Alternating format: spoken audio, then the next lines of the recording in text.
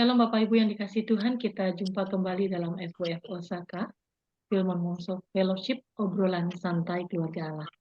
Malam hari ini hamba Tuhan yang akan menyampaikan kebenaran firman Tuhan adalah Bapak Hendrik Boon dari Atlanta, Georgia, USA. Beliau akan membawakan tema Bezalel dan Aholiab, diambil dari Keluaran 31. Sebelum kita mendengarkan firman Tuhan yang dibawakan oleh hambanya, saya mohon kesediaan Bapak Yosef Pulmon untuk memimpin kita di dalam doa. Silakan Pak Yosef. Baik, selamat malam, shalom semua. Ya, mari kita berdoa atas firman yang akan ditaburkan dan dibawakan oleh hambanya Pak Hendrik Boon. Mari kita berdoa, Tuhan yang Maha Kasih, Tuhan yang kami sembah di dalam Yesus Kristus, Tuhan dan Juru Selamat kami. Terima kasih Tuhan, satu hari lagi Kau memberikan kami hidup. Semua itu oleh karena belas kasihan. Dan malam hari ini Engkau memberikan kami malam yang indah untuk kami berkumpul melalui Zoom untuk merenungkan dan memahami arti daripada firman-Mu yang hidup itu. Biarlah kiranya Tuhan, Roh-Mu lah yang membungkus kami, yang menyertai kami di dalam pendengaran kami, dan yang menyampaikannya kepada kami, Pak Hendrik Boon. Tuhan, Engkau mengatakan 2-3 orang berkumpul dan memanggil namamu, Engkau hadir. Kami pada malam hari ini, sekalipun kami berbeda tempat, waktu, tapi kami berada di dalam satu wadah, di dalam kasih Kristus, satu persekutuan. Kami mohon kehadiran-Mu Tuhan, urapi kami, urapi hati kami Bapa. Terima kasih Bapa, sebelumnya Tuhan ampunilah segala dosa dan salah kami yang telah kami lakukan, baik sengaja maupun tidak sengaja. Hanya di dalam nama Tuhan Yesus Kristus kami berdoa dan mengucap syukur. Haleluya. Amin. Amin. Saya serahkan kepada hambanya Bapak Hendrik. Ya. Ternyata pada saat minggu lalu Ibu Ayu kasih saya judul ini, tapi sebelumnya saya minta Tuhan ya untuk menguasai saya dan kita semua di sini. Kita masuk dalam doa sekali lagi. Bapa dalam surga, terima kasih atas perkumpulan yang Tuhan berikan buat kami. Segala sesuatu terjadi bukan karena kehendak kami, tapi kehendak Tuhan, dan Tuhan sendirilah yang mengumpulkan kami. Apabila Tuhan sudah mengumpulkan kami, Tuhan akan memberikan kami hati yang damai, hati yang penuh dengan sukacita untuk mendengar, duduk diam, dan mendengar suara Tuhan dengan sempurna. Tuhan, hamba tidak tahu apa-apa. Tuhan kuasai hamba-Mu Tuhan, biarlah roh yang menyala-nyala itu menguasai seluruh jalannya firman Tuhan dengan sempurna. Hamba seorang alat, biar alat ini terus dipakai oleh Tuhan. Hamba siap untuk dipakai untukmu secara maksimum. Di dalam nama Tuhan Yesus, hamba berdoa mengucap syukur. Amin. Oke, jadi setelah Ibu Ayu memberi saya judul ini, saya mulai baca lagi. Ternyata dua orang ini adalah dua orang yang penting banget. Jadi masuk dalam daftar kita punya perbendaraan ya, perbendaraan firman, perbendaraan khotbah. Penting banget ini orang dua. Luar biasa pentingnya. Ya, saya bisa kelewatan dua manusia ini. Saya jujur, saya nggak pernah dengar. Apa ini? Main iya aja, saya mah gitu sama. Pokoknya saya dikasih topik iya aja gitu, iya terus. Itu saya pelajari. Setelah pelajari pentingnya minta ampun dua orang ini. Ya, luar biasa pentingnya. Dan pentingnya ini bukan hanya dalam hal dalam hal gimana ya? Dalam hal kepentingan Tuhan, tapi penting buat kita zaman sekarang. Beneran. Ya, penting. Nanti saya kasih tahu pentingnya apa. Ya. Kita baca ya. Ini sih kayaknya sedikit lah, nggak banyak hari ini. Walaupun satu perikop, tapi nggak banyak. Ya.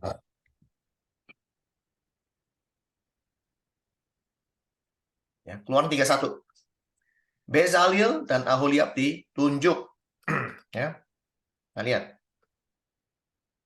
Berfirmanlah Tuhan kepada Musa, lihat, telah kutunjuk Bezalil bin Uri bin Hur dari suku Yehuda.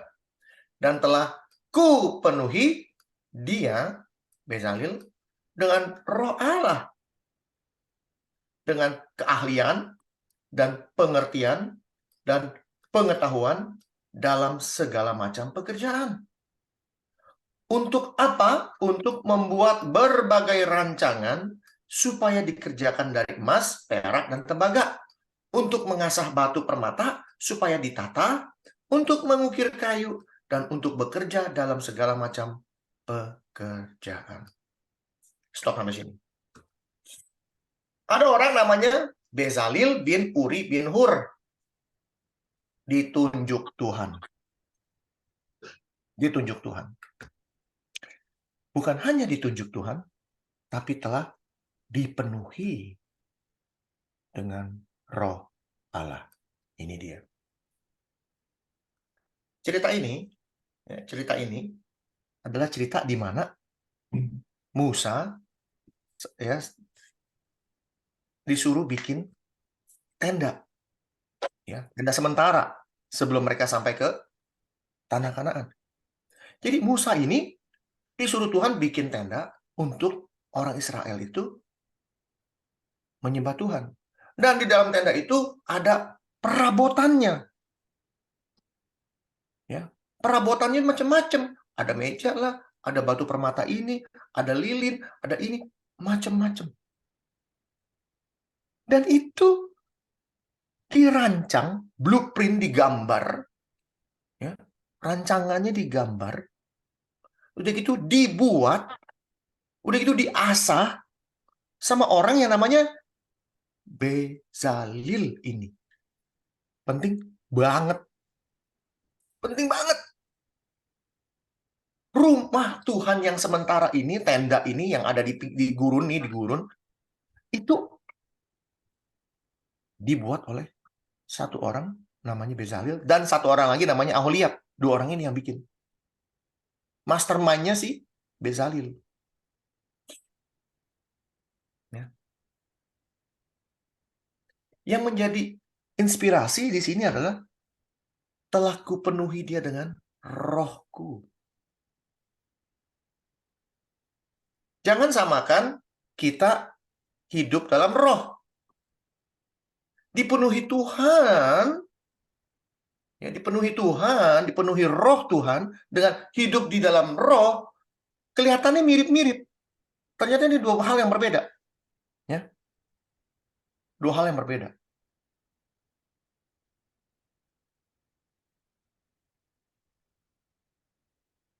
Bedanya, dipenuhi oleh roh Tuhan masuk, dikasih Tuhan roh ini, begini. Di dalam sejarah Alkitab, setelah kita pelajari, orang-orang yang dipenuhi oleh roh Allah, selalu dan selalu, sekali lagi, selalu dan selalu, melakukan pekerjaan Tuhan. Tuhan ingin melakukan suatu pekerjaan, dia tunjuk orang itu, lalu rohnya diberikan. Supaya orang ini bisa melakukan pekerjaan-pekerjaan yang supranatural, bukan yang natural. Tuh, bedanya. Ya. Supranatural. Nah, lihat. Ya. Setelah yang namanya Bezalil ini dipenuhi dengan roh Allah, apa yang dikasih? Keahlian, pengertian, pengetahuan dalam segala macam pekerjaan. Dalam segala macam pekerjaan. Pekerjaan apa? Tentunya untuk membuat furniture atau perabotan-perabotan di dalam rumahnya Tuhan.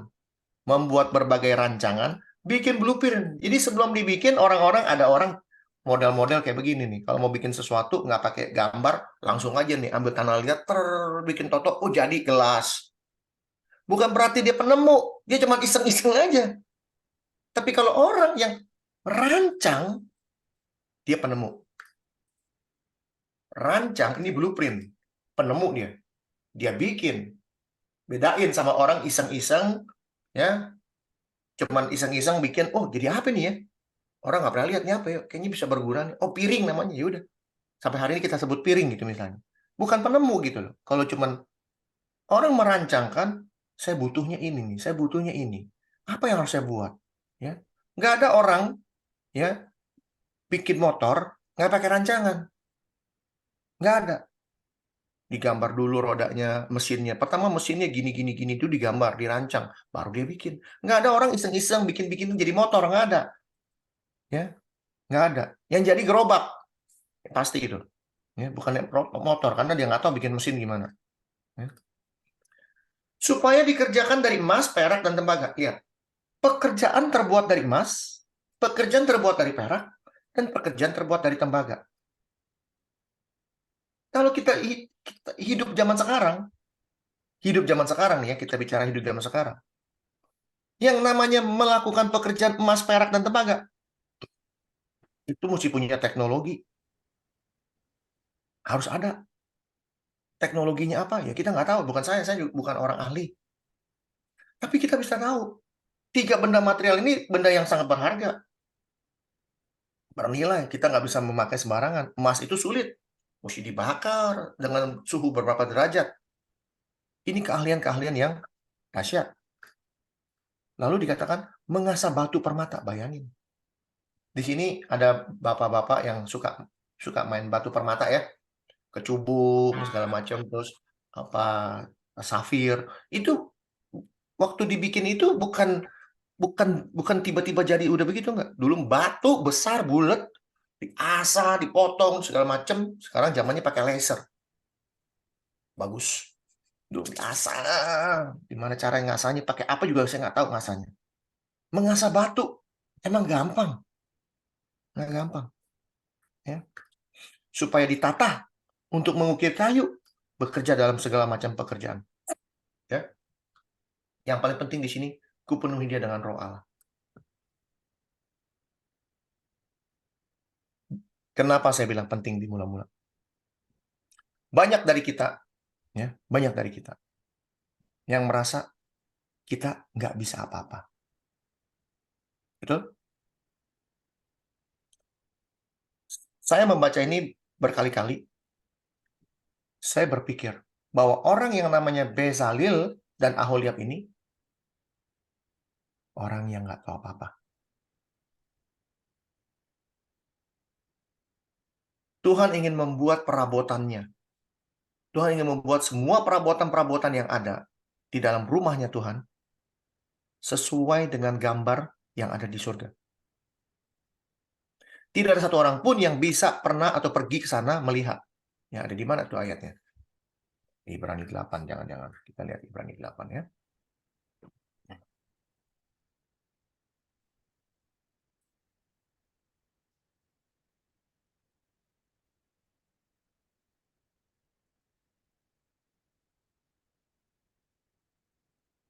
Nah, ya benar. Lihat.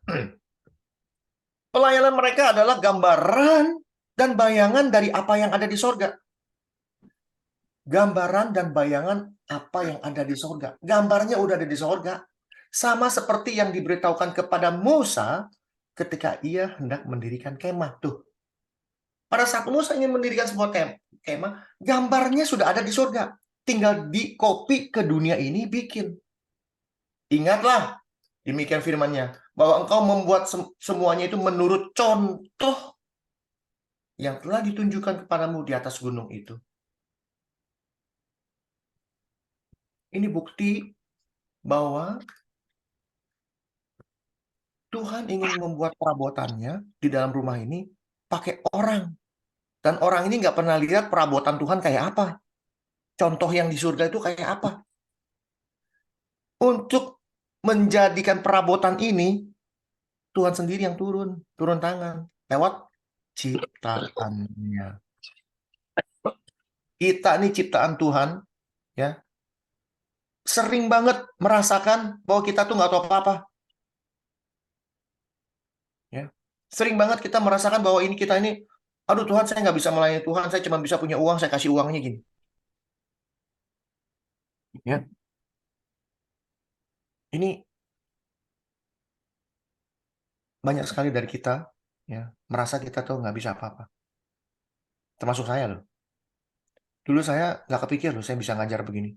Dulu saya nggak kepikir kalau Tuhan mau nunjuk saya bisa melakukan ini. Nggak pernah. Dulu saya punya hobi main musik. Sampai sekarang nggak bisa main. Ya, punya piano main asal-asalan, punya gitar main juga ya asal main aja. Nggak ahli. Padahal saya demen banget musik. Saya punya cita-cita mau jadi pemusik yang besar. Saya punya cita-cita mau pemain piano tuh seperti wah Beethoven lah kalau bisa. Tapi Tuhan nggak menaruh saya di sana. Ya. Dan Tuhan menaruh roh kepada setiap orang yang Dia kehendaki untuk melakukan pekerjaannya. Ya. Jadi dibedakan antara Tuhan sendiri turun tangan melakukan pekerjaannya dengan kita hidup di dalam roh. Dua hal yang berbeda. Ya. Pekerjaan-pekerjaan Tuhan itu harus terjadi di dunia ini melalui karyanya. Ya. Gak percaya kita lihat di dalam Efesus. Efesus 6.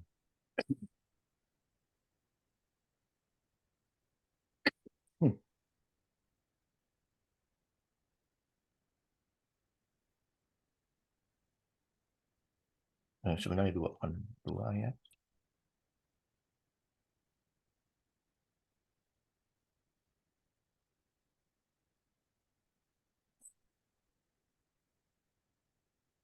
Ya. Karena kita ini buatan Allah. Ini kalau kita pakai bahasa Inggris lebih asik ya. Kita lihat pakai bahasa Inggrisnya.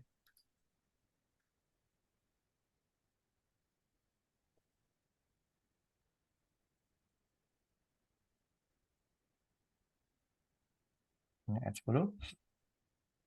For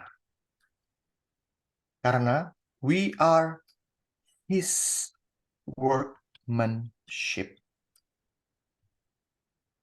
Workmanship ini apa ya, Ciagata? Workmanship? Hasil karya. Hasil karya. Kita lihat Google aja langsung.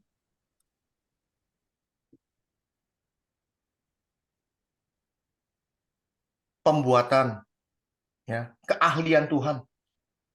Ya, buatan Tuhan, benar buatan. Tapi kalau kita bicara buatan itu nggak selalu workmanship. Tapi kalau workmanship ini benar-benar apa ya? Hasil tangan sendiri. Iya betul. Workmanship itu hasil tangan sendiri, saya setuju. Tapi lebih ke arah artistik, sesuatu yang mahakarya gitu loh. Mahakarya, iya mahakarya. Mahakarya. Kita nih mahakaryanya Tuhan. Ya. Ya, lihat. Karena kita nih mahakaryanya Tuhan, diciptakan dalam Kristus Yesus untuk melakukan pekerjaannya Dia. Pekerjaan yang baik. Nggak pernah Tuhan menyuruh kita ngerampok, nggak pernah. Nggak pernah Tuhan menyuruh kita untuk menipu orang.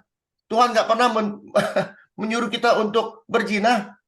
Tuhan tidak pernah menyuruh kita untuk korupsi, nggak pernah. Tapi pekerjaan-pekerjaan baik, lihat. Yang dipersiapkan Allah sebelumnya. Sudah ada belum pekerjaannya?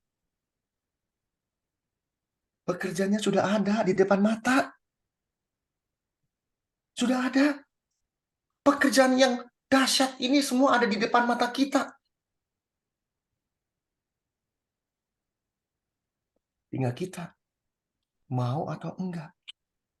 Tinggal kita yang merasa, aduh Tuhan saya nggak bisa apa-apa. Aduh Tuhan saya ngomong aja fales. Nyanyi fales, ngomong aja fales. Ada nggak? Ada nggak di Alkitab orang yang ngomong aja fales? Ada yang tahu? Orang di Alkitab seorang nabi ngomong aja fales. Musa. Tuh, dijawab 100 nilainya. Musa ngomong aja fales. Aku ini tidak pandai berkata-kata, katanya. Betul? Iya. Ingat, Tuhan memakai orang-orang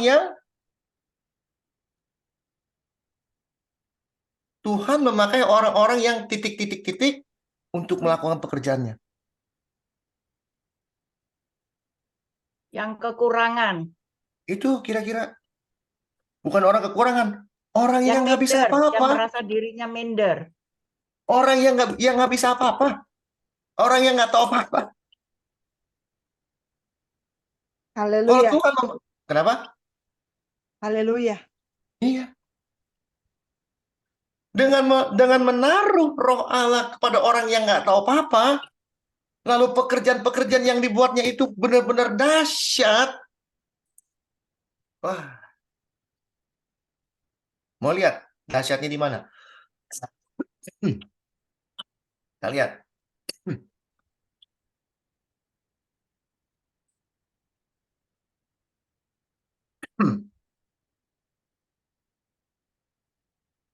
Ya.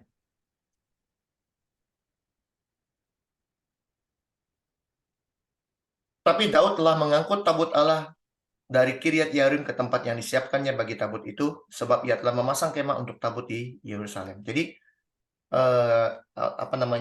rumah Tuhan yang sementara ini, yang dibangun sama si Musa, lalu perabotannya dibuat oleh si Bezalel dan Ahiliab ini.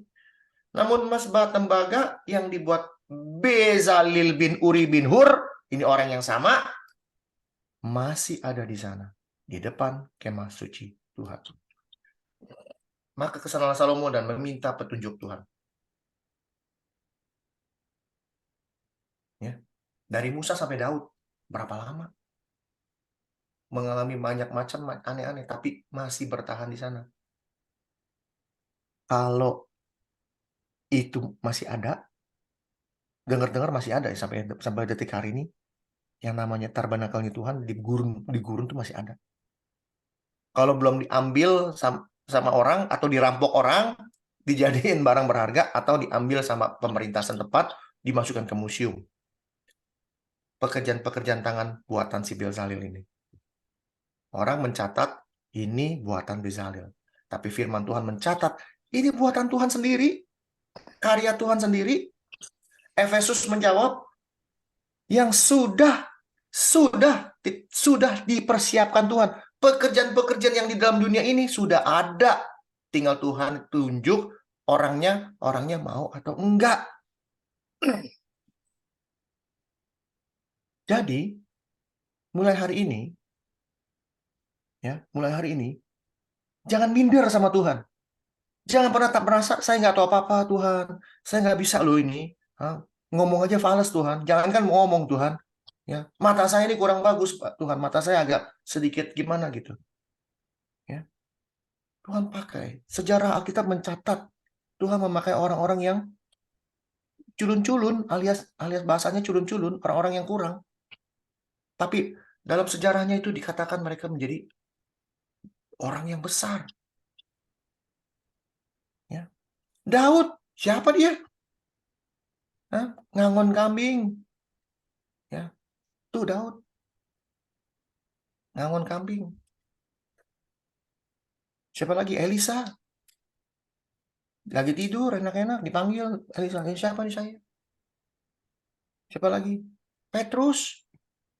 Paulus. Paulus doang yang pintar sih. Ya. Tapi sepintar-pintarnya Paulus, sehebat-hebatnya Paulus, lihat apa yang dia pernah lakukan. Ini sedikit lenceng ya.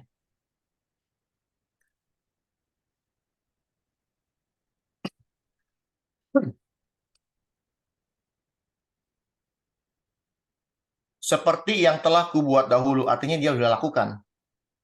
Hah? Apa yang dilakukan? Penyembahan berhala, sihir. Tuh. Kalau cabul, cemar, hawa nafsu, kita semua ada. Tapi saya dulu penyembah berhala, karena saya dulu agamanya lain. Sihir, saya nggak pernah tahu main sihir gimana. Ini Paulus loh. Penyembah berhala dan sihir. Padahal dia belajar Taurat. Dia tahu Tuhan. Dia tahu hukum Taurat ada 10. Nomor 1, jangan ada Allah lain. Dia bikin berhala. Paulus. Kita nggak tahu apa-apa. Maka saya nih, ini saya harus ngomong jujur. Saya ini nggak tahu apa-apa. Hanya saja, pada saat saya berbicara seperti ini, entah gimana, saya juga nggak tahu entah gimana kepala saya berpikir, ada ayat ini keluarin ini, ada ini keluarin ini. Kalau besok-besok saya ketemu, misalnya ketemu Pak John Anwar, ngobrol, Pak itu ayat di mana? Nggak tahu. Jangan saya nggak tahu ayat ini di mana. Kalau saya ingat ya udah saya kasih tahu. Tapi pada saat Tuhan sedang memakai kita untuk melakukan pekerjaan baiknya, pekerjaan baik itu macam-macam. Salah satunya yang saya lakukan sekarang ini. Nggak mungkin saya bisa melakukan ini. Beneran, saya nggak mungkin bisa melakukan ini. Karena bukan bidang saya dulunya. Karena saya kepikir juga nggak untuk melakukan pengajaran-pengajaran. Nggak kepikir. Ternyata ada rahasianya. Apa rahasianya?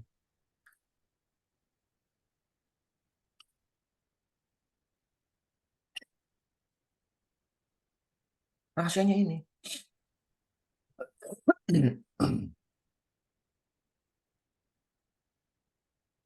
Karena bukan kamu yang berkata-kata, melainkan roh Bapamu, dia yang akan berkata-kata di dalam kamu. Karena bukan kamu yang membuat benda ini, melainkan roh Bapamu yang berbuat di dalam kamu. Bukan kamu yang menciptakan mobil ini, melainkan roh Bapamu yang menciptakannya di dalam kamu. Bukan kamu yang bisa bikin nasi goreng terenak di dunia, melainkan roh Bapamu yang membuat nasi goreng terenak di dunia di dalam kamu. Bukan kamu yang jago nyanyi di gereja, melainkan roh Bapamu yang membuat kamu bisa bernyanyi di dalam kamu. Artinya apa? Mau sombong apa? Mau sombong apa? Mau membanggakan apa? Saya bisa. Ternyata roh ya ini kita bicara sebagai orang Kristen. Oh, Pak, kalau orang bukan orang Kristen bagaimana? Bedain yang namanya orang Kristen atau orang, saya nggak mau sebut ke Kristen. Saya mau nyebut sebagai pengikut Kristus. Orang Kristen banyak di penjara. Pengikut Kristus ada di penjara. Pengikut Kristus di penjara gara-gara mengikut Kristus. Orang Kristen di penjara karena ngerampok. Banyak. Bedain. Pengikut Kristus di penjara karena Kristus. Tapi kalau orang Kristen di penjara karena ngerampok. Banyak. Bedain pengikut Kristus yang sama dengan orang di luar Kristus. Orang di luar Kristus bisa nggak menciptakan? Bisa. Bisa. Tapi bedanya apa? Ciptaannya dahsyat. Tuhan punya manusia cuma ciptaan-ciptaan natural. Kita ini punya talenta, gift secara natural. Ada. Oleh karena itu, pada saat kita memiliki talenta secara natural, lalu kita mengenal Dia, mengenal Kristus. Setelah kita mengenal Kristus, lalu apa yang terjadi?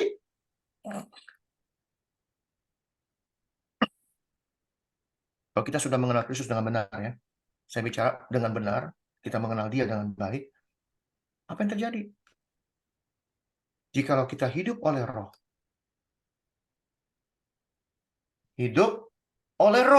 bukan roh Allah datang untuk mengerjakan pekerjaan, tapi hidup oleh roh Allah. Natural gift kita jadi supernatural. Beda ini. Tuhan memilih orang-orang khusus, lalu roh Allah hinggap di orang tersebut, melakukan pekerjaan ini. Kerjanya melakukan ini. Sampai selesai.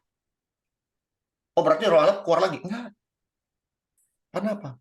Pertanyaan terbesarnya, bagaimana Tuhan memilih si Bezalel dan Aholiab? Kita terusin Aholiab dulu, ya. Jika kita hidup oleh roh, Baiklah hidup kita dipimpin oleh Roh. Segala sesuatu yang kita mau lakukan dipimpin oleh Roh. Bukan kehendakku lagi, tapi kehendak Roh. Ya. Ini nyambung semua ngomongannya nih. Semua yang ada di Alkitab itu network. Nggak boleh ada yang terputus. Balik ke dalam. Ya. Aku juga menetapkan di sampingnya Aholiab bin Ahisamah dari suku Dan. Dalam hati setiap orang ahli telah kuberikan keahlian. Di dalam hati setiap orang ahli telah kuberikan keahlian. Kenapa hati? Kenapa hati? Ada yang tahu kenapa hati?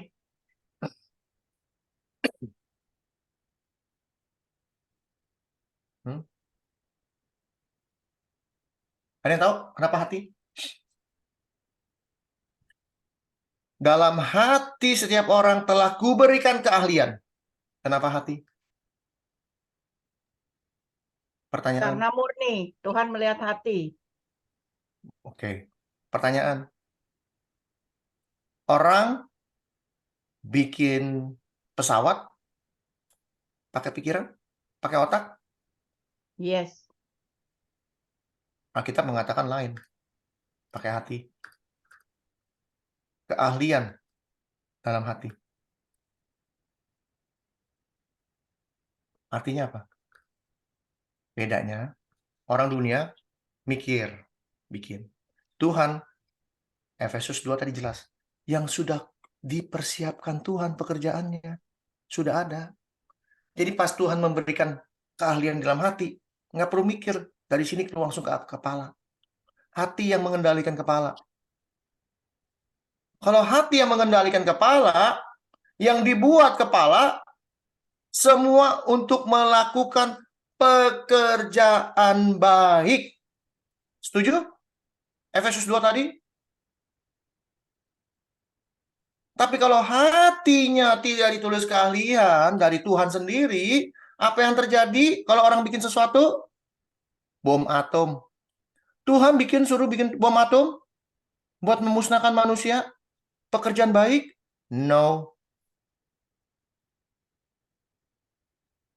Salah satunya itu. Bedanya itu. Antara manusia natural dengan supernatural. Pekerjaan baik. Segala sesuatu yang Tuhan sudah siapkan itu untuk pekerjaan baik. Bukan untuk membinasakan manusia. Maka dari itu firman Tuhan jelas mengatakan di dalam, kembali lagi. Matius, apa ada yang ingat?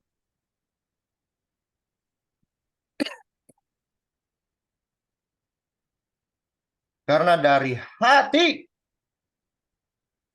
timbul segala pikiran. Bukan dari pikiran timbul segala hati jahat. No.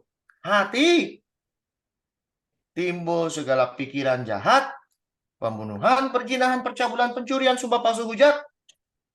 Itulah yang menajiskan orang. Apabila hati kita diisi oleh Roh Allah, apakah ada pikiran jahat? Apakah ada pikiran pembunuhan? Apakah ada pemikiran perzinahan? Apakah ada percabulan, pencurian, sumpah palsu dan hujat? Pak, saya kan hidup masih jadi manusia, Pak. Masih daging, Pak. Betul. Saya juga masih dalam daging.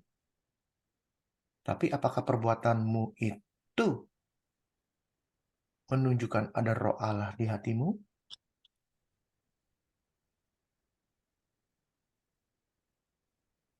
Jawab sendiri. Kalau yang 10 menit yang lalu, atau 1 jam yang lalu, atau kemarin, saya sudah melakukan sesuatu yang menunjukkan saya belum ada hati di mana Tuhan ada. Maka genaplah firman Tuhan mengatakan, tidak tahukah kamu, tubuhmu itu bait Allah, di mana Allah diam di dalamnya. Tabernakel atau yang namanya kemah Tuhan itu melambangkan tubuh kita, di mana Tuhan diam. Kalau hati kita penuh dengan Roh Allah, tidak akan tercetus dalam pikiran kita untuk melakukan perbuatan-perbuatan yang jahat. Kalau kita masih melakukan perbuatan jahat dalam hidup kita, perbuatan jahat itu bukan hanya pembunuhan, menipu, korupsi, berbohong, berdusta, mengingini istri orang, mengingini suami orang.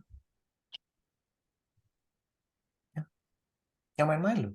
Mengingini suami orang dengan mengingini istri orang, itu hukumnya sama dengan dua hukum, perzinahan dan mengingini. Itu udah total salah udah. Kalau masih punya lakukan itu, ingat, periksa diri kita. Apakah hati kita ada Tuhan di dalamnya? Kalau kita masih mau melakukan itu terus, bertobatlah kalau masih sempat. Kalau sudah bertobat, jangan bertobat lagi. Ya. Loh, kok gitu, Pak? Iya dong. Kalau sudah bertobat, jangan bertobat lagi. Tapi Yesus bilang, bertobatlah dan jangan lakukan lagi. Apa bedanya? Bertobatlah dan jangan lakukan lagi. Artinya apa? Jangan bertobat lagi. Kalau masih bertobat lagi, berarti dilakukan lagi. Itu kebiasaan orang Kristen, bukan kebiasaan pengikut Kristus. Kebiasaan orang Kristen. Bertobat, bertobat, bertobat, bertobat, bertobat, bertobat, bertobat terus. Arti kata pertobatan adalah pada saat kita mengenal Kristus pada mulanya. Dulu kita tidak mengenal Kristus, tiba-tiba kita mengenal Dia, lalu kita bertobat. Apa yang terjadi? Kita mengakui seluruh kesalahan kita. Kita mengakui seluruh kesalahan kita. Pertobatan itu terjadi. Setuju? Kalau cuma bertobat, tapi nggak pernah tahu, ya, nggak pernah tahu apa arti pertobatan, nggak heran. Hari ini bertobat, minggu depan bertobat, bulan depan bertobat, tiap minggu bertobat, besok bertobat, bertobat terus. Dan lucunya lagi, pada nggak sadar, pada saat kita bertobat, Yesus disalib. Pada saat kita bertobat, Yesus disalib.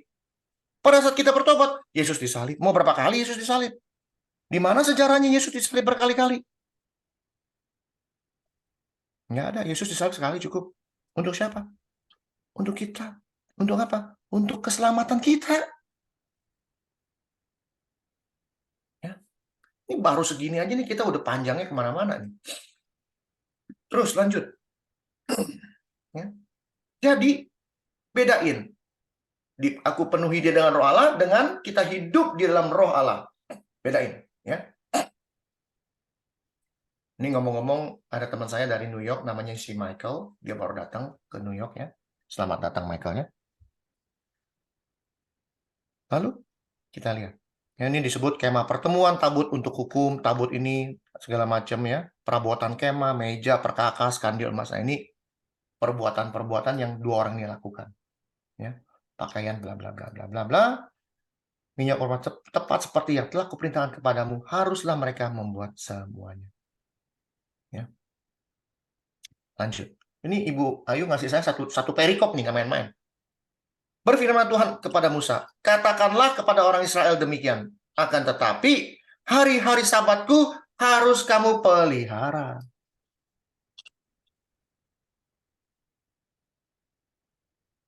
Orang Kristen kita zaman sekarang, hari Sabat itu hari apa?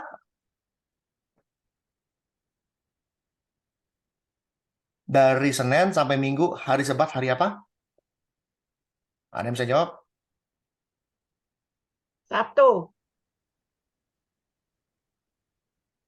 Orang Kristen zaman sekarang pergi ke gereja hari Sabtu. Oh, hari Minggu. Minggu. Semua orang Kristen di dunia hari Minggu pergi ke gereja.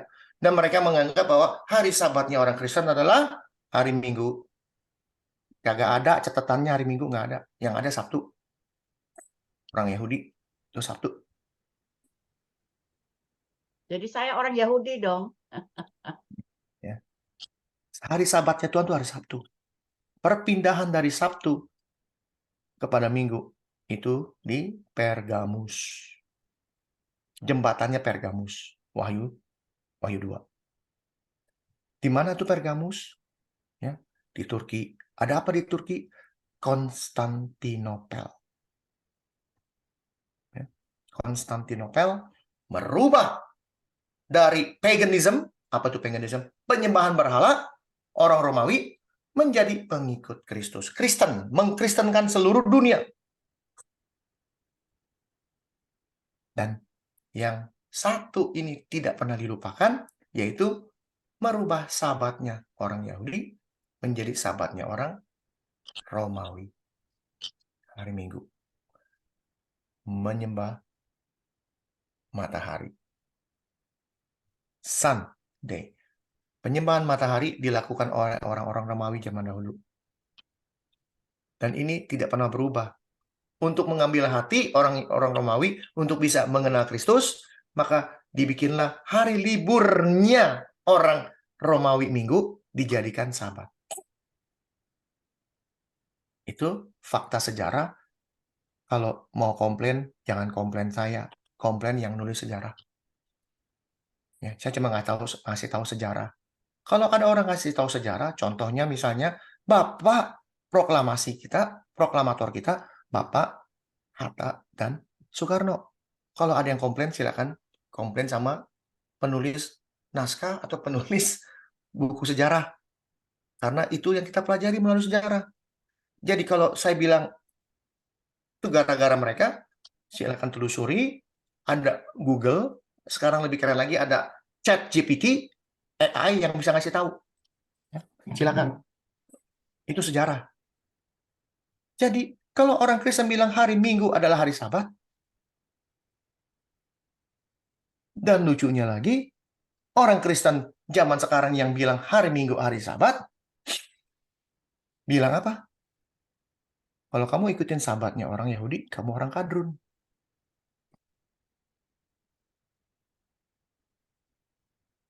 Dan lebih lucu lagi, Sabat itu salah satu hukum Tuhan, dari 10 hukum Tuhan, nomor 4, hormatilah hari Sabat. Dan ini ditulis Tuhan kembali lagi di Keluaran 31. Sebab itulah peringatan antara aku dan kamu. Siapa kamu di sini? Kita lihat. Turun-temurun, sehingga kamu mengetahui bahwa akulah Tuhan yang menguduskan kamu. Haruslah kamu pelihara hari Sabat, sebab itulah hari kudus bagimu. Munya siapa? Siapa yang melanggar kekudusan hari Sabat itu, pastilah ia dihukum mati. Sebab setiap orang yang melakukan pekerjaan pada hari itu, orang itu harus dilenyapkan dari antara bangsanya. Kita lihat. 6 hari lamanya boleh dilakukan pekerjaan, tetapi pada hari yang ke-7 haruslah ada Sabat. Ini adalah hari yang ke-7 adalah hari Sabtu. Hari perhentian penuh, hari kudus bagi Tuhan. Setiap orang yang melakukan pekerjaan hari Sabat, pastilah ia dihukum mati. Maka, haruslah disebut lagi. Orang Israel memelihara hari Sabat. Ini dia. Kalau ada orang memelihara hari Sabat hari Sabtu, orang kadrun. Ini cuma buat orang Israel, bukan orang lain. Katanya, ini buat orang Israel.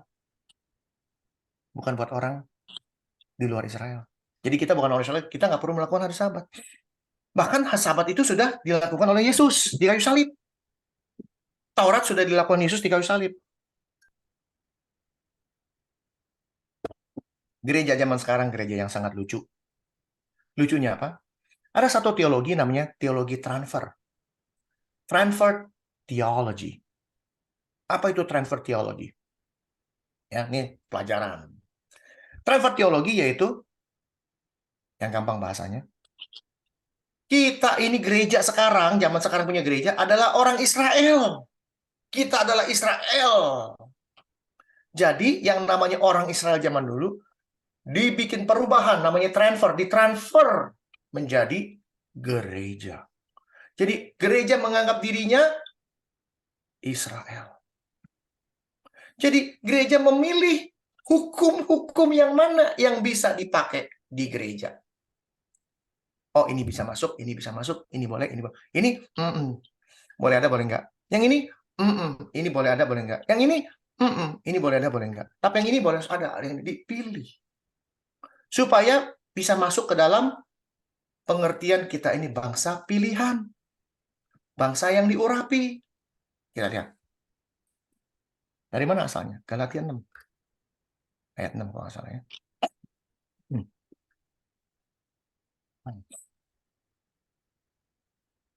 Bukan. Mana tuh?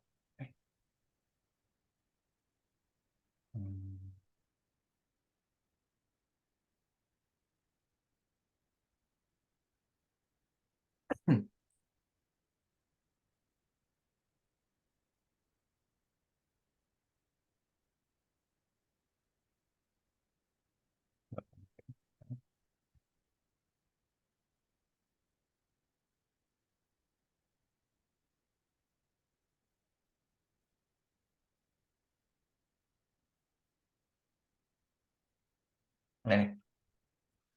Sebab bersunat atau tidak bersunat tidak ada artinya. Ini dipilih. Ya, dipilih.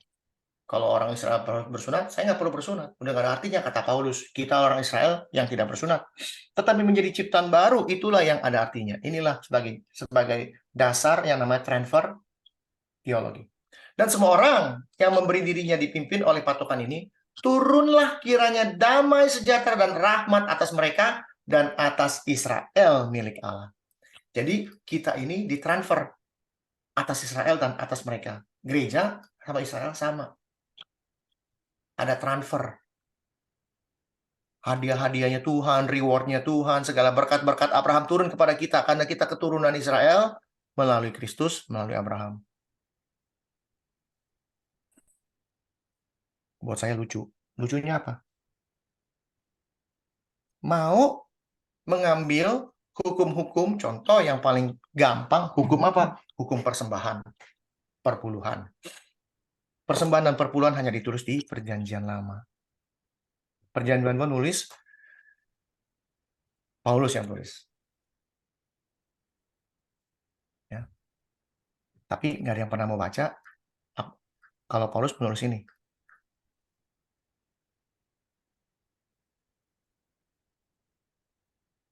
Persembahan yang benar. Karena itu, saudara-saudara, demi kemurahan Allah, aku menasihati kamu supaya kamu mempersembahkan duitmu, perusahaanmu, rumahmu, untungmu, ya, hasil utama pekerjaanmu, the firstborn, semuanya,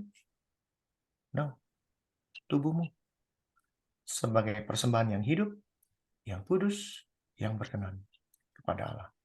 Itulah ibadahmu yang sejati.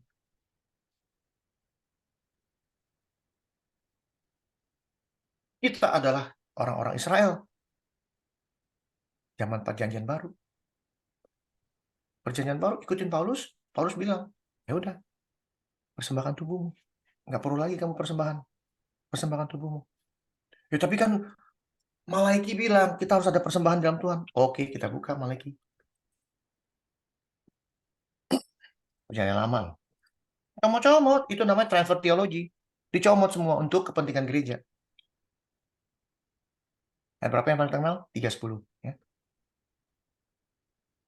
Bawalah persembahan perpuluhan itu ke dalam rumah perbendaharaan. Tuh. Harus berikan persepuluhan ke rumah Tuhan. Setuju saya. Tapi selanjutnya nggak dibaca. Cuma dicomot aja segini. Dicomot segini. Harus masuk ke rumah Tuhan perpuluhan. Iya.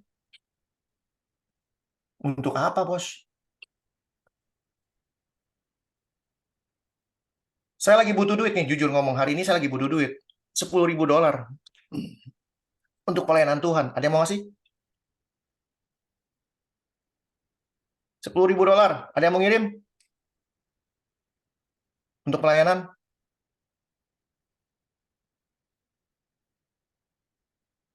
Pertanyaan pertama, pelayanannya apa, Pak? Pelayanannya apa sih, Pak? Sampai butuh 10.000?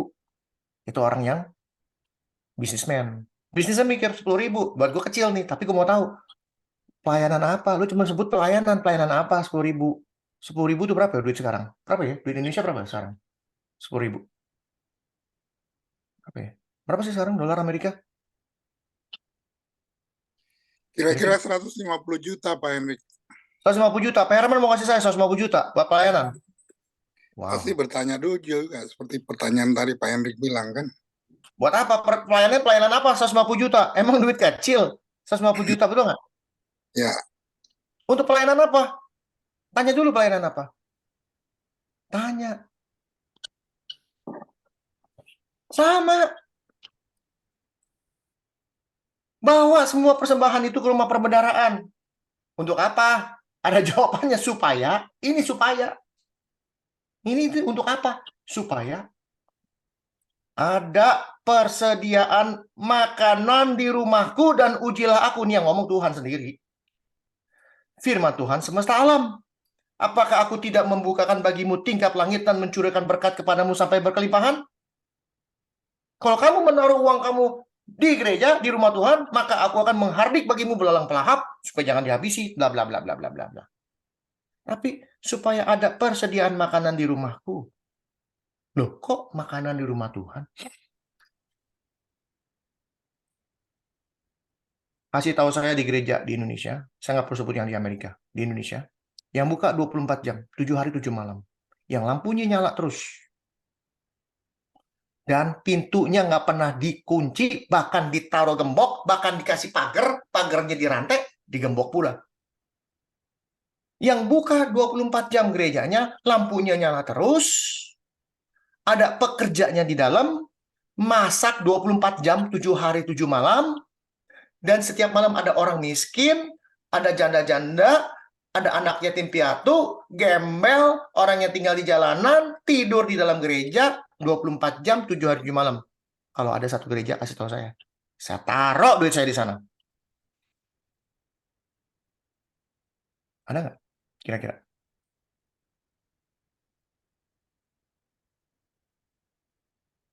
Ada nggak?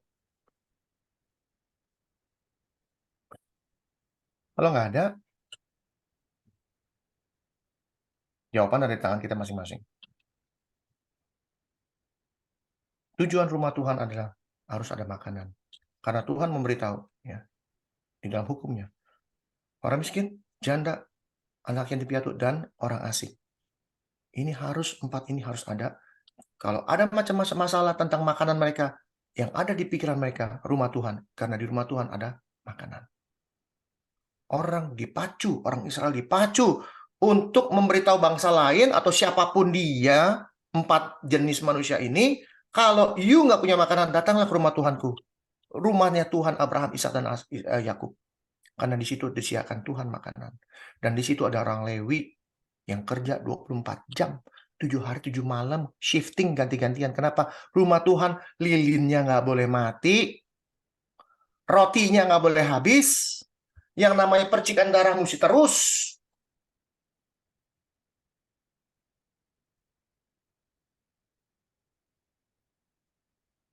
Ya.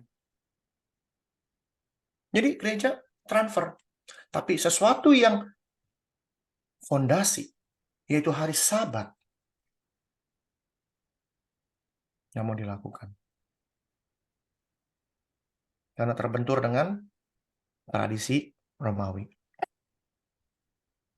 Ada nggak orang yang beribadah hari Sabtu? Ada. Orang apa tuh? Lutheran kalau nggak salah. Apa? Orang apa sih? Advent. Advent. Ya.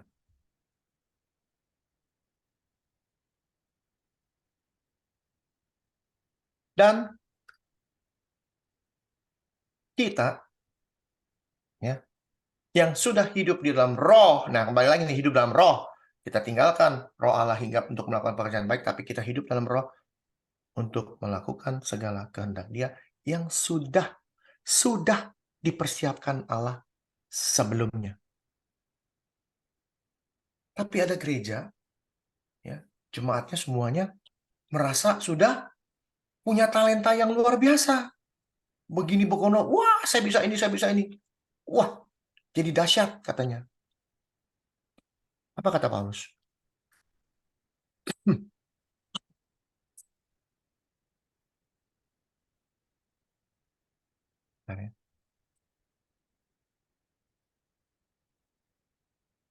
Ya.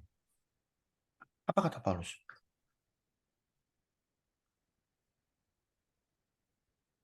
Korintus terkenal dengan jemaat yang sombong. Ya. Sebab, siapakah yang menganggap engkau begitu penting? Wah, kamu bisa ini, bisa begitu, bisa, wah hebat, lebih rohani pada orang lain, lebih rohani daripada orang Kristen yang lain, lebih, wah, dahsyat, bisa lakukan ini, bisa lakukan itu, gerejanya besar. Apakah yang engkau punya yang tidak engkau terima? Dan jika engkau menerimanya, apakah engkau bisa memegahkan diri seolah-olah engkau tidak menerimanya? Artinya apa? Ini loh artinya.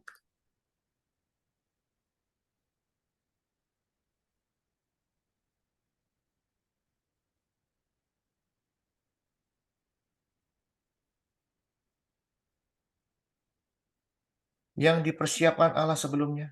Pekerjaan yang dipersiapkan. Mau sombong apa, you? You mau sombong apa? You punya ini, punya ono, punya ini. Ini loh. Sudah dipersiapin Tuhan. Sudah dipersiapkan Tuhan.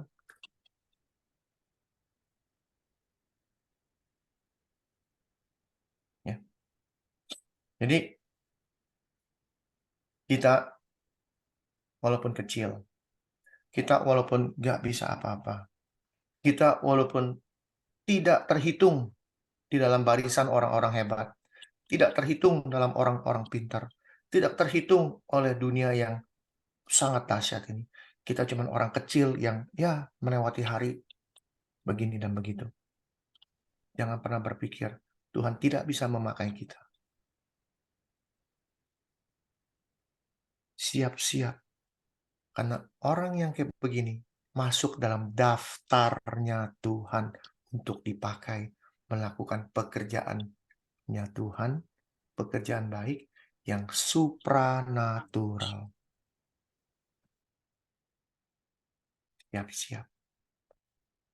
Persiapkan diri kita. Pakai lidah kita. Pakai tubuh kita sebagai persembahan yang hidup, yang kudus, yang berkenan. Maksudnya ini. Supaya apa? Supaya pekerjaannya Tuhan yang sudah disiapkannya bisa tersalurkan, bisa tercipta, bisa terjadi melalui kita yang kecil ini. Contoh saya nggak mau ambil contoh orang lain. Saya ini benar-benar orang yang sulit untuk menghafal. Sulit. Jangankan hafal. Buka rahasia dikit. Orang hutang sama saya lupa. Orang hutang sama saya lupa. Teman saya dulu sekolah, hutang sama saya, dari SMA 1 sampai SMA 3, ngutang. SMA 1 ngutang, SMA 2 ngutang, SMA 3 ngutang. Terakhir, udah mau lulus masih mau ngutang. Saya bilang sama dia, perasaan lu masih hutang sama gue? Dia ketawa. Perasaan lu punya hutang sama gue ya? Udah berapa lama lu hutang sama gue? Berapa banyak? Sampai lupa. Dia ngutang. Sampai udah lulus masih mau ngutang. Ya nggak banyak sih. Ya 1.000-2.000 perak. Kalau dikumpulin, lupa. Boro-boro ngafal ayat, utang aja lupa. Mana ada orang utang lupa? Mana ada? Nggak ada. Saya bisa lupa. Masih SMA bisa lupa loh. Bayang. Makanya ketawa-ketawa. Makanya gue pinjem dulu malu. Karena lu nggak pernah nagih. Dia bilang begitu. Waktu gue minta lagi, lu kasih lagi. Berarti gue tahu, lu lupa. Kan gitu, lucu. Ada orang kayak begitu. Saya. Dulu sekolah saya sekolah Kristen. Ujian agama suruh ngafal ayat. Dari 100 ayat cuma satu yang paling saya hafal, Yohanes 3:16. Kenapa? Karena rame-rame ngafalin Yohanes 3:16. Yang lain saya nggak pernah ngafal. Tapi sekarang Tanpa saya sadari, saya bisa buka kemana-mana. Di mana-mana, ada di sini, tanpa saya sadari. Tuhan memakai saya untuk perbuatan-perbuatan yang baik, yang sudah disiapkan Dia melalui saya, di dalam saya. Jadi bukan saya yang lakukan, tapi Kristus yang ada di dalam kamu yang melakukannya. Mau sombong apa lu, Hendrik? Hah? Lu ngomong aja susah, lu utang aja lupa, masih mau bangga lu orang pinter? Jangan pernah bangga kalau kita bisa melakukan sesuatu yang hebat. Kalau kita sudah tahu kalimat segala sesuatu diciptakan Tuhan yang sudah dipersiapkannya, dan Dia melakukannya di dalam kamu, bukan kamu yang berkata-kata, tapi Kristus yang berkata-kata di dalam kamu. Kamu berbicara dengan penuh otoritasnya Roh Bapa di sorga.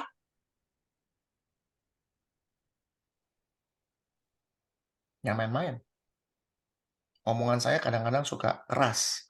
Omongan saya kadang-kadang suka ngeselin banget nih si Pak Hendrik kalau ngomong. Jangan salahin saya. Bukan saya yang berkata-kata. Kalau saya berkata demikian, saya pun kena. Kenapa? Kan ini direkam. Rekamannya dikirim. Saya dengerin khotbahnya saya. Saya sambil naik mobil, kalau kerja itu saya dengerin. Waduh, kok ngomong begitu ya? Saya nggak tahu. Jadi, jangan pernah merasa minder. Jangan pernah merasa, aduh Tuhan, saya nggak bisa apa-apa. Ini orang Bezalel apa Aholiab ini dipilih Tuhan. Dipilih. Telah kupilih.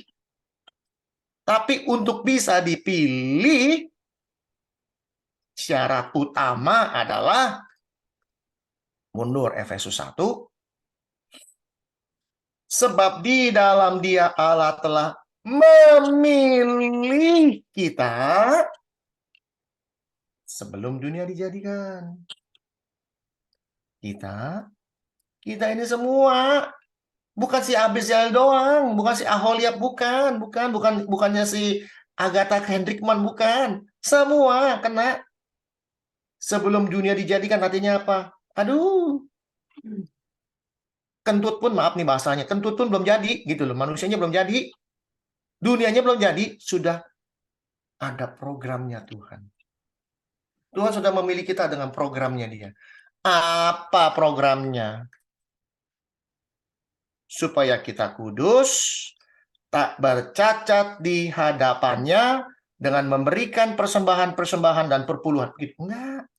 Kudus tak bercacat tak di hadapannya, sesuai dengan yang tadi. Roma 12 ayat 1. Persembahkan tubuhmu sebagai persembahan yang hidup, yang kudus dan tak bercacat, yang berkenan di hadapannya. Programnya Dia.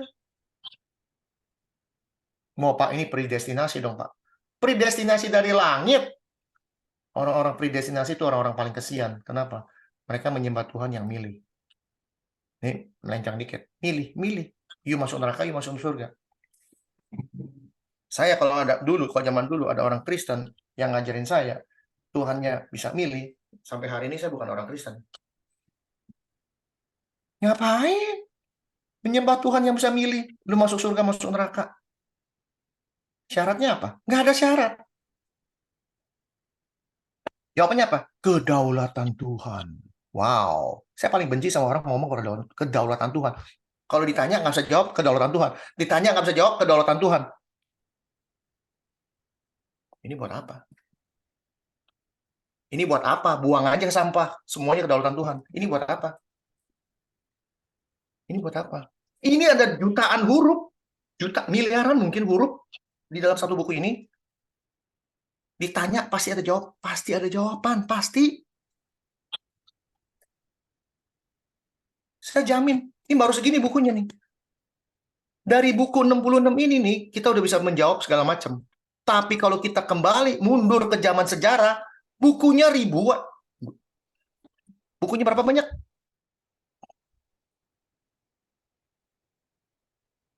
Jangan sombong kalau udah bisa baca buku satu Alkitab. Wah, Pak, saya sudah baca firman Tuhan nih, Alkitab. Udah berapa kali? 10 kali bolak-balik. Luar biasa. Padahal dari Jakarta ke Tanah Abang aja nggak sampai 10 kali. Ini udah baca firman Tuhan 10 kali, bolak-balik katanya. Jangan sombong kalau kita sudah punya baca firman Tuhan 10 kali bolak-balik. Lihat, apa kata Yohanes. Ini Yohanes yang ngomong ya. Masih banyak hal lain yang diperbuat oleh Yesus. Dari umur 12 sampai umur 30, 18 tahun, nggak ada catatan, nggak ada rekodnya. Apa yang dia perbuat? Waktu dia muda, umur 18 sampai umur 30, 12 tahun, emang dia celengok? Emang dia cuma bikin kayu, bikin potong kayu aja, bikin mebel aja kerjanya. Diam di rumah, nggak orang rumahan gitu. Dia do something. Dari umur 12 kerjaannya ngajar di Bait Allah. Kalau umur 12 bisa ngajar di Bait Allah, dalam hidupnya pasti punya perbuatan-perbuatan dahsyat yang kata Yohanes, bukan kata saya, jikalau semua ditulis satu persatu, agaknya dunia tidak dapat, nggak cukup, sedunia nggak cukup. Ini buku baru satu, sama ruangan saya aja nggak cukup. Itu ada perpustakaan segitu aja, sombong banget rasanya. Ini sedunia. Artinya buku satu ini tuh nilainya nggak ada harganya gitu loh, kalau mau dihitung kepintaran kita. Masih banyak buku-buku yang nggak pernah kita baca. Masih banyak. Mau sombong apa lagi? Predestinasi itu orang-orang yang paling kesian di dunia. Kenapa saya bilang kesian? Memakai ayat tapi nggak ngerti ayatnya.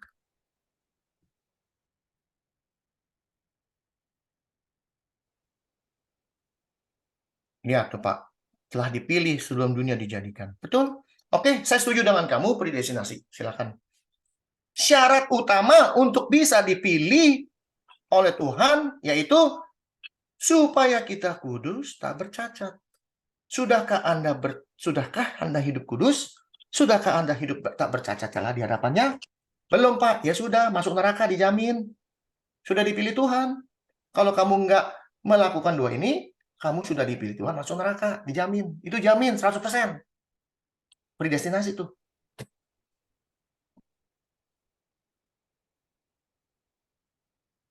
Apakah kita bisa kudus hidupnya?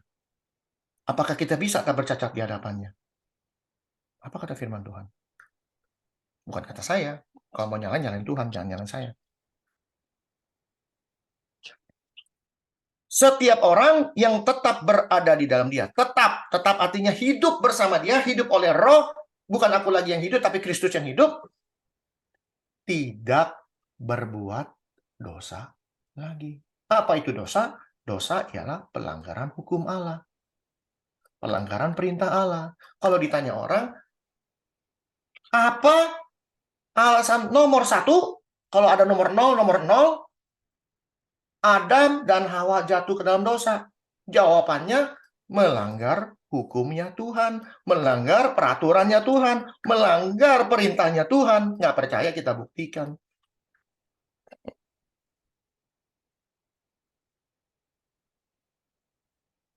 Allah memberi perintah ini kepada manusia. Semua kamu boleh makan, yang itu jangan. Yang dilanggar ini perintahnya. Ini perintah nomor 1. Jangan ada Allah lain. Perintahnya dilanggar. Sesuai.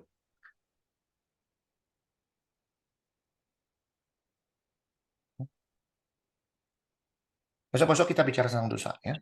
Banyak orang yang ngerti tentang dosa. Ya. Ibu Ayu ingetin, kita akan bahas apa itu dosa. Dan jangan kaget kalau saya ngomong soal dosa. Sebagai pembukaan sedikit mengenai dosa, bisa nggak kita disebut orang tidak berdosa? Oh, nggak bisa, Pak. Roma 6 ayat 23 mengatakan semua orang berbuat dosa. Dan upah dosa ialah maut. Bentar dulu. Itu mesti ngerti dulu apa artinya dosa. Nggak heran Yohanes bilang, tidak berbuat dosa lagi. Setiap orang yang tetap berbuat dosa, tetap melanggar peraturannya Tuhan, tetap melanggar perintahnya Tuhan, tetap melanggar hukumnya Tuhan, tidak melihat dan tidak mengenal Dia. Oh, tapi kan kita hidup di zaman anugerah, Pak. Kita hidup di zaman kasih karunia Tuhan. Kita nggak perlu lagi kan hukumnya Tuhan. Kita nggak perlu lagi yang namanya hukum Taurat. Ini buku Wahyu yang tulis Yesus Kristus. Ya. Yesus Kristus yang tulis, nggak percaya, kita buktiin. Inilah Wahyu Yesus Kristus, bukunya dia, bukannya buku Yohanes.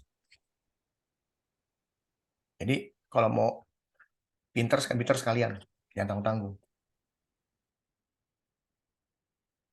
Yesus ngomong, yang penting di sini adalah ketekunan orang-orang kudus. Nomor 1 disebut yang menuruti perintah Allah, itu nomor 1. Dan plus iman kepada Kristus. Punya iman kepada Kristus, tidak menuruti perintah Allah, tidak mengenal dan tidak melihat Dia.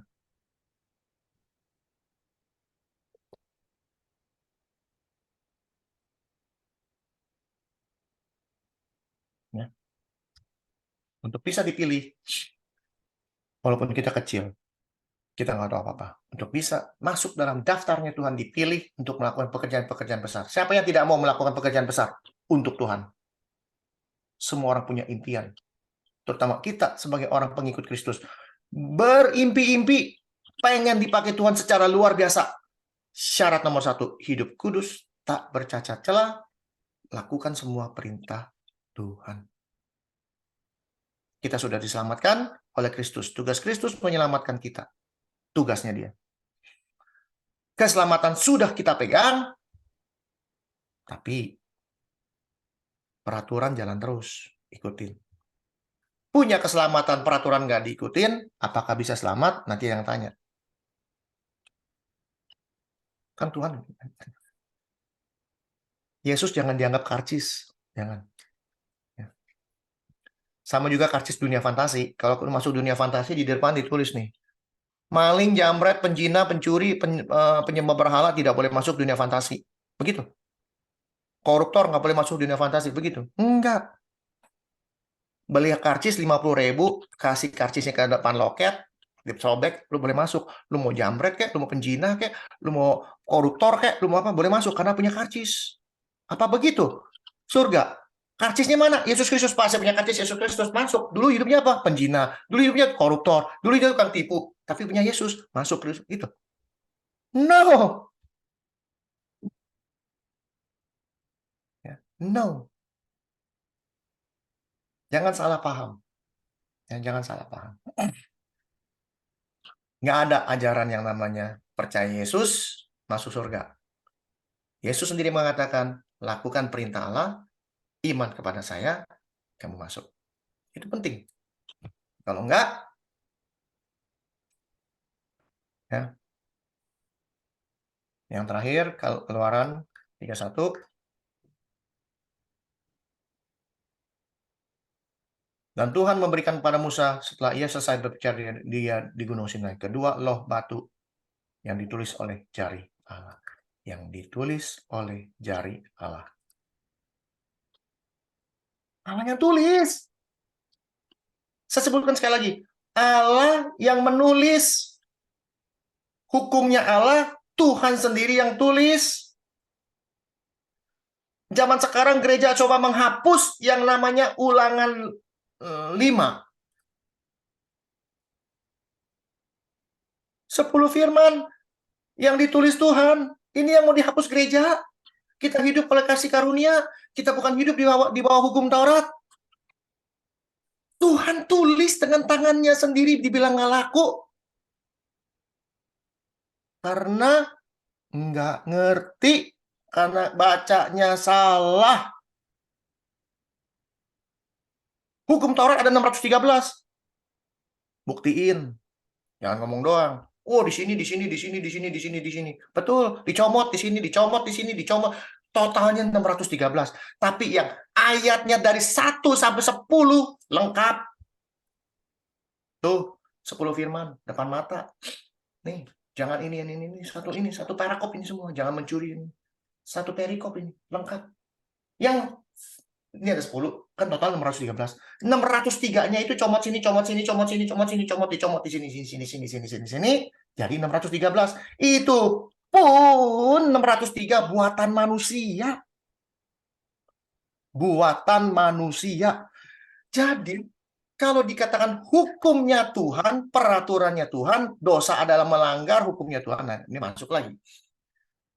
Melanggar 10-10-nya. Bukan 613, 10, cuma 10. Nggak percaya? Kita buktiin.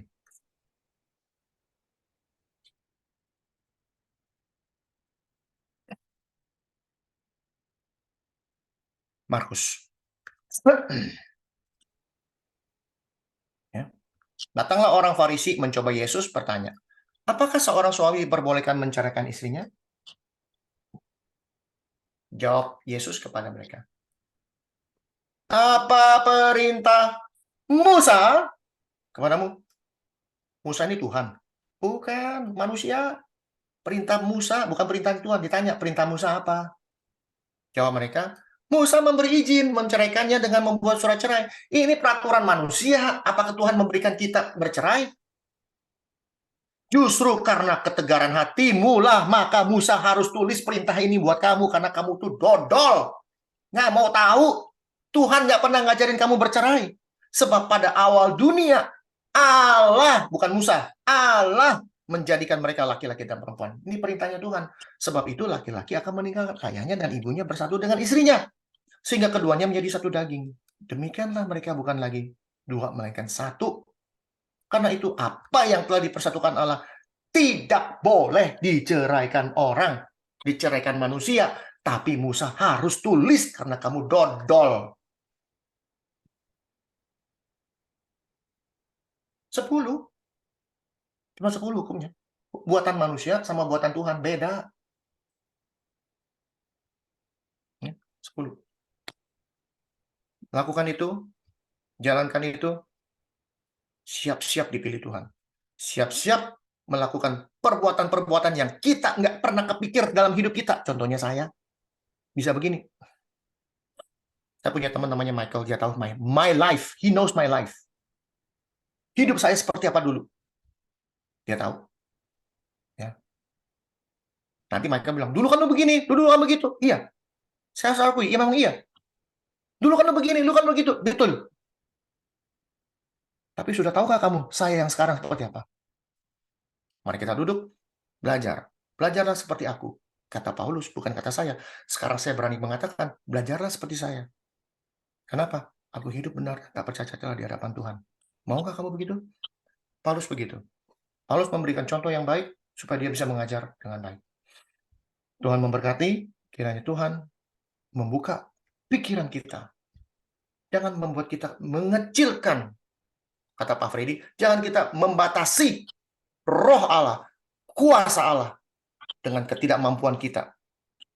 Tapi biarkan kuasa ini mengalir di dalam ketidakmampuan kita. Sehingga ketidakmampuan itu dipenuhi oleh kekuatan, kekuasaan yang supranatural. Sehingga kita bisa melakukan sesuatu yang dahsyat dalam hidup kita. Sehingga kita bisa memuliakan Tuhan di dalam segala macam pekerjaan, pelayanan, keluarga, dan segala-galanya untuk Dia. Dan ingat, kita lakukan itu di dalam kita ada Dia. Jadi Dia sendiri yang lakukan di dalam kita. Amin. Mari kita berdoa. Bapa dalam surga, terima kasih atas segala firman yang Tuhan berikan. Kami mengucap syukur karena Tuhan memberikan segala sesuatu dengan indah. Biarlah Tuhan firman yang sudah diberikan bukan berlalu bersia-sia, tapi firman ini menjadi pelajaran. Sesuatu yang harus kita pikirkan. Sesuatu yang membuat kita mengenal siapa Engkau, mengapa Engkau memilih orang-orang tertentu untuk melakukan pekerjaan-pekerjaan-Mu, juga Engkau mau memberikan roh-Mu kepada kami, supaya kami hidup di dalam roh-Mu. Ajar kami untuk hidup benar, kudus, tak bercacat celah, yang berkenan di hadapan-Mu sebagai persembahan kami. Bukan persembahan duniawi, bukan persembahan-persembahan material, tapi persembahan tubuhlah yang Tuhan inginkan dalam hidup kami. Untuk hidup sesuai dengan kehendak Tuhan yang sudah Tuhan programkan dari mula sebelum dunia dijadikan. Di dalam nama Tuhan Yesus kami serahkan waktu selanjutnya. Haleluya. Amin. Silakan Amin, Ibu amin. Ayu. Amin. Thank you. Tuhan Yesus memberkati. Thank you. Terima kasih Pak Hendrik yang sudah Amin. membagikan firman malam hari ini bagi kita semua. Bapak Ibu, bagi yang mau bertanya atau yang ingin menambahkan, saya silahkan.